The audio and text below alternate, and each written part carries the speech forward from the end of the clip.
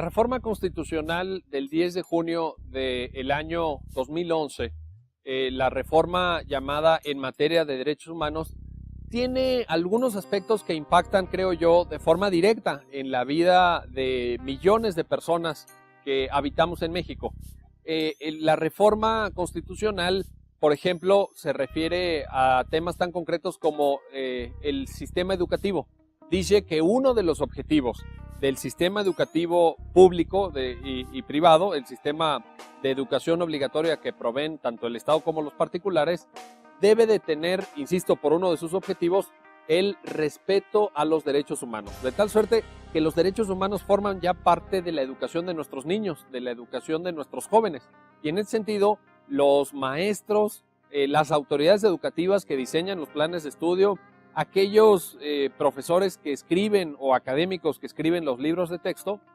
deben de tener presente esta necesidad de cubrir aspectos desde la niñez, que provean a nuestros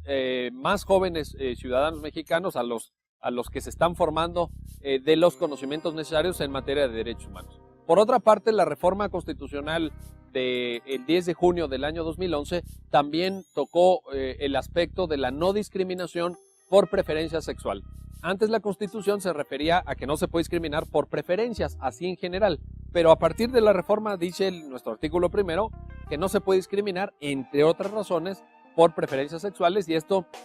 por supuesto, genera un estadio de mayor igualdad entre aquellas personas que puedan manifestar distintas opciones o distintas preferencias en materia sexual. Esto creo que también es importante. La reforma del 10 de junio de 2011, entre otros aspectos, creo yo, relevantes, también nos habla de la necesidad de observar y respetar los derechos humanos en el ámbito de las cárceles, en el ámbito del sistema penitenciario. Y creo yo que ahí tenemos un grave problema, porque si bien es cierto que, por supuesto, frente al conjunto de habitantes de nuestro país, que según datos del INEGI se estaría acercando a los 114 millones de personas, pues el hecho de tener, como tenemos, a un poquito menos de 240,000 personas privadas de su libertad en las 437 cárceles que tenemos a lo largo y ancho de todo el país, pues parecería un dato menor. Vaya, somos 114 millones, tenemos a 240,000 personas en las cárceles, parecería un grupo muy menor. Pero pensemos no en el impacto de estas personas, sino también en los efectos que tiene la cárcel sobre sus familiares. Si pensamos que cada una de estas personas pueda estar vinculada con un grupo social, en un cálculo conservador de 5 personas,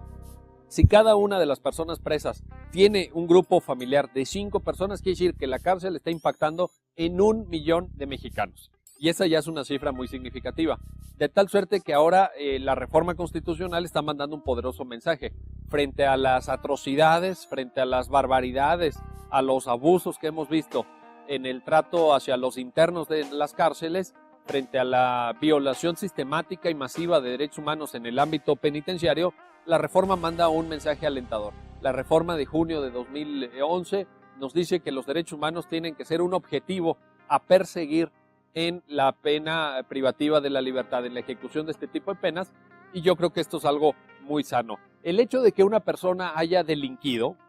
el hecho de que una persona haya sido encontrada como responsable de haber cometido un hecho ilícito, no lo priva de sus derechos humanos. Y precisamente una sociedad democrática tiene que respetar esos derechos de las personas que han delinquido, de los delincuentes, por más grave que haya sido la conducta de estas personas, precisamente para marcar la diferencia entre lo legítimo y lo ilegítimo, entre lo que es percibido como correcto y apegado a una cierta norma moral y jurídica, por supuesto, y aquello que es rechazado por la sociedad por ser considerado ilegal, inmoral, indebido, etcétera, etcétera. Y en ese sentido, creo yo que el reconocimiento de los derechos humanos de las personas privadas de su libertad forma parte de un proceso de carácter histórico más amplio que nos permite hablar de una civilización.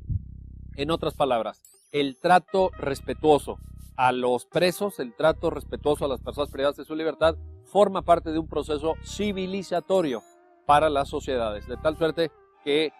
respetar estos derechos humanos de los presos no nada más se refiere a ellos, sino que habla también de nosotros. de la consideración que nosotros tenemos de la dignidad humana, de la consideración y el respeto que nosotros,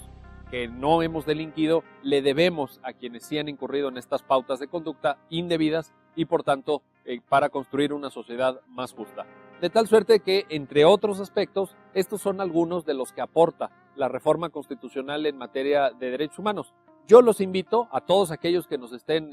viendo, que nos estén siguiendo a través de estas cápsulas, a conocer esta reforma, a discutir esta reforma, a ver sus alcances, a ver sus